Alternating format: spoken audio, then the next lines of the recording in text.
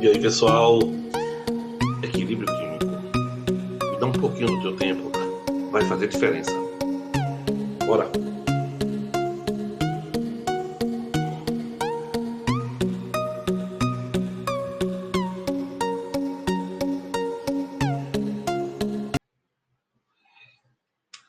Vê bem, pessoal, quando a gente fala de equilíbrio químico, a gente fala de um assunto que é muito aplicado ao cotidiano.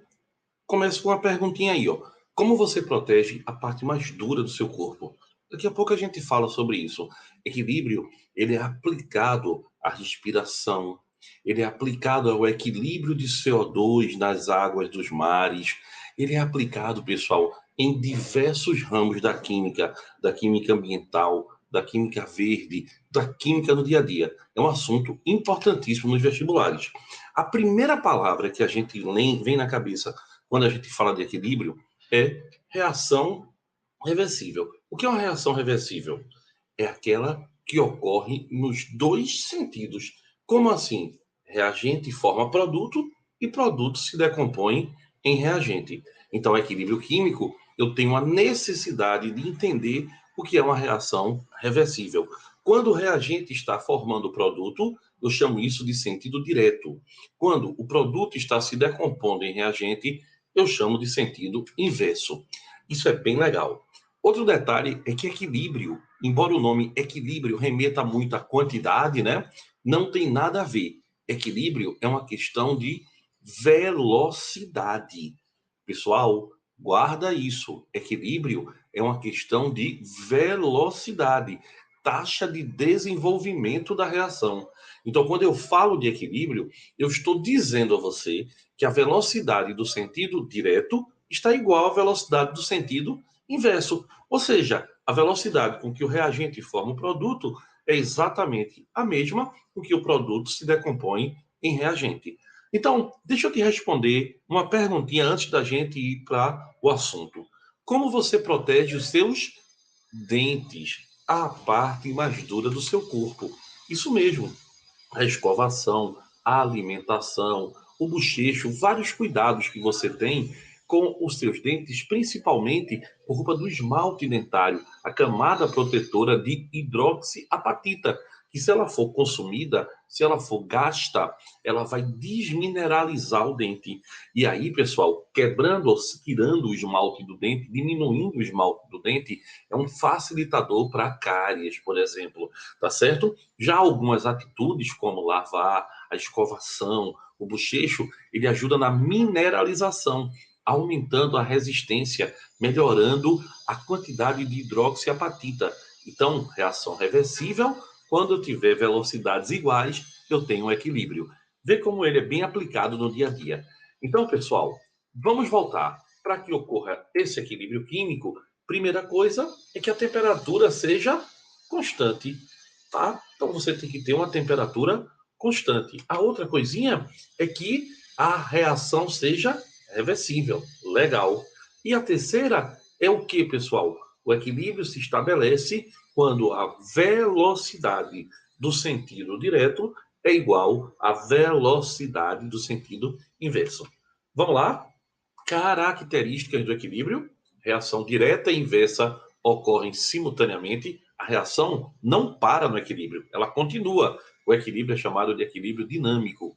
No entanto, ela continua com velocidade do sentido direto igual à velocidade do sentido inverso. Isso faz com que as concentrações dos reagentes e produtos fiquem constantes, não necessariamente iguais, mas fiquem constantes, tá certo? Então, pessoal, ler o gráfico também vai lhe ajudar muito. Esse primeiro gráfico é o gráfico da concentração pelo tempo. Olha bem, chega um momento, né, que você começa a analisar o gráfico, a concentração em vermelho diminui, em azul aumenta. Isso quer dizer o quê? Reagente diminui, produto aumenta. Mas chega um momento que eles estão constantes, não necessariamente iguais. Nesse momento que eles estão constantes, eu tenho o equilíbrio químico. Já o outro gráfico é o gráfico da velocidade com o tempo. Velocidade. Note que as duas curvas se tocam, elas vão se tornar o quê? Iguais. Porque no equilíbrio, embora as concentrações não sejam necessariamente iguais, mas a velocidade deve ser igual. Quando eu falo de equilíbrio, a velocidade do sentido direto é igual à velocidade do sentido inverso. Olha bem, pessoal, vamos analisar o primeiro gráfico. A velocidade direta vai diminuindo, a velocidade do sentido inverso vai aumentando. Quando elas se igualam, a reação alcançou o equilíbrio químico. Já a concentração, o que é que acontece? As concentrações não são necessariamente idênticas, mas elas devem ficar constantes no equilíbrio. Por quê? Porque a velocidade com que eu produzo é a mesma com que eu decomponho. Então, pessoal, a concentração não se altera. As concentrações vão ser sempre o quê? Constantes, não necessariamente iguais. Quem deve ser sempre igual no equilíbrio é a velocidade. Outro detalhe, quando a gente alcança o equilíbrio, a gente calcula a constante do equilíbrio. A gente pode determinar a constante. E quem é a constante? A constante é o produto pelo reagente, todos elevados ao seu coeficiente. Nesse caso aí, eu coloquei A, B, C e D. A e B reagentes, C e D produtos. Todos com os coeficientes, né? Que é a proporção em mol. Então, quem é a constante? O produto sobre o reagente. Olha que legal, pessoal. Essa concentração do Kc é a concentração molar. Por isso que eu chamo Kc de constante de equilíbrio em termos das concentrações molares, tá? E A, B, C e D são seus coeficientes. Não esqueçam, a gente só determina a constante de equilíbrio para os coeficientes gasosos e aquosos. E como a constante de equilíbrio é o produto sobre o reagente, produto é o quanto é formado. Então, a constante de equilíbrio, ela me indica o rendimento da reação. Não esqueça, tá certo? Eu só calculo a constante de equilíbrio Kc para coeficientes gasosos ou aquosos. Se a amostra que tiver ali estiver no estado sólido ou líquido, você considera ela constante. Outro detalhe muito importante, pessoal. Eu posso achar a constante de equilíbrio, ou seja, o meu rendimento em termos das concentrações molares, mas também posso achar em termos das pressões parciais. Quando eu acho em termos das pressões parciais, eu chamo de Kp, constante de equilíbrio em termos das pressões parciais.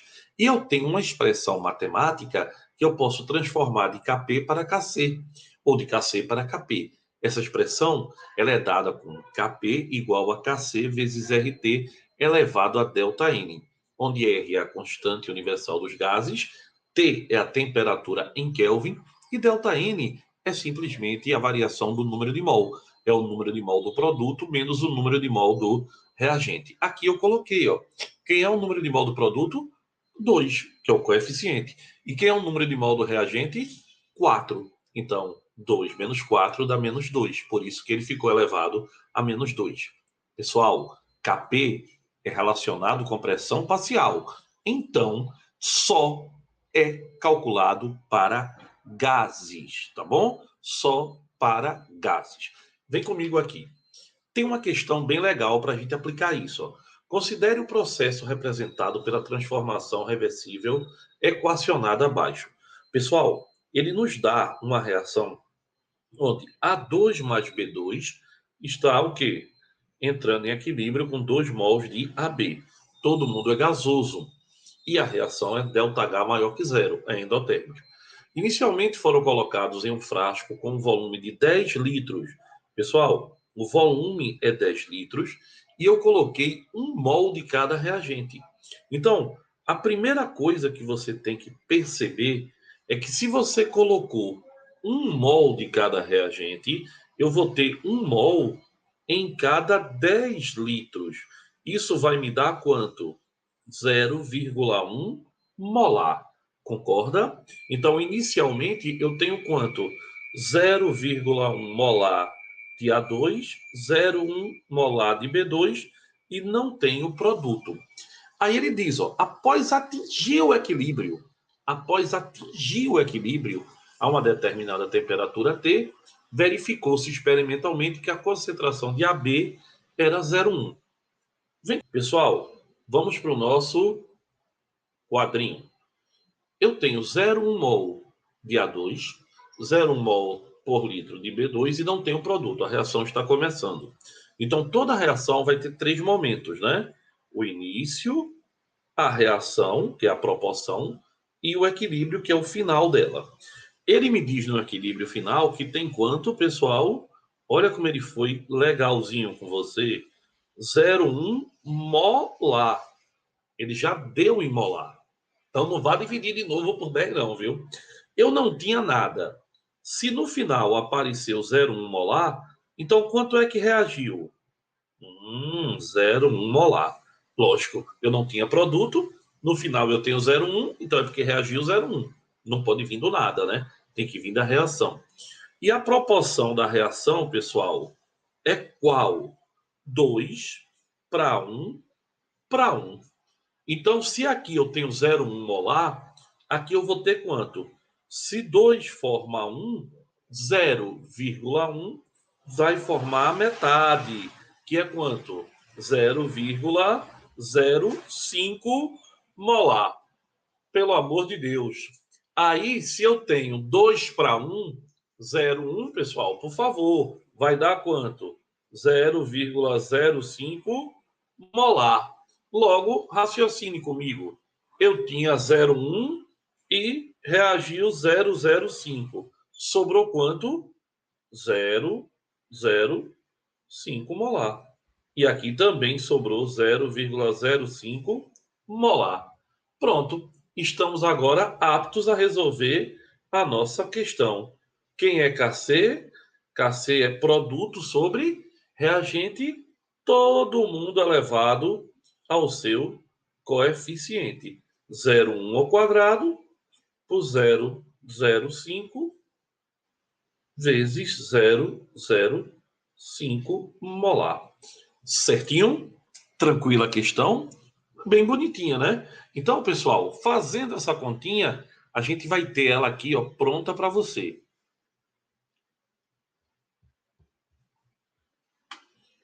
Olha, deixa eu te explicar. Então, ó, inicialmente eu tinha 0,1 molar e 0 molar e não tinha produto. Reagiu quanto? 0,1 do produto. Então, metade e metade do reagente. Reagente é consumido, produto é formado. Quem é a constante?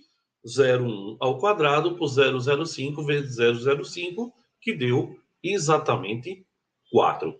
Eu fiz aqui, mas também fiz no quadrinho para ficar bem claro para todo mundo. Legal, pessoal? Então, a gente tem agora uma questãozinha pronta de equilíbrio. Legal? Vamos fazer outra? Vamos. Olha aí. O gráfico mostra a variação das concentrações em função do tempo, a temperatura constante da seguinte reação. Ele dá uma reação para você. E olha que legal. Eu estou notando que eu parti de 1,8, tá vendo? Parti de 1,8 aqui de X, e no equilíbrio eu tenho 1,3. Consumiu quanto? 0,5. Eu parti de 1,5 de Y, e no equilíbrio eu tenho 1. Então reagiu quanto? Se eu partir de 1,5 e no equilíbrio eu estou com 1, reagiu 0,5. Pessoal, X e Y diminui com o tempo. Então, X e Y são reagentes, né? Já Z partiu de 0 e chegou no equilíbrio em quanto? Em 0,5. Então, formou quanto? 0,5. Bora ver o que é que ele pergunta? Ele nos pergunta aí, ó, tinha 1,8, tá? 1,5 e 0 de Z. Na reação, ó, 0,5, 0,5 e formou 0,5. Então, 1,8 menos 0,5, 1,3. 1,5 menos 0,5, 1. E nada formou 0,5, 0,5. Eu tenho aí as quantidades de matéria da substância X, Y e Z.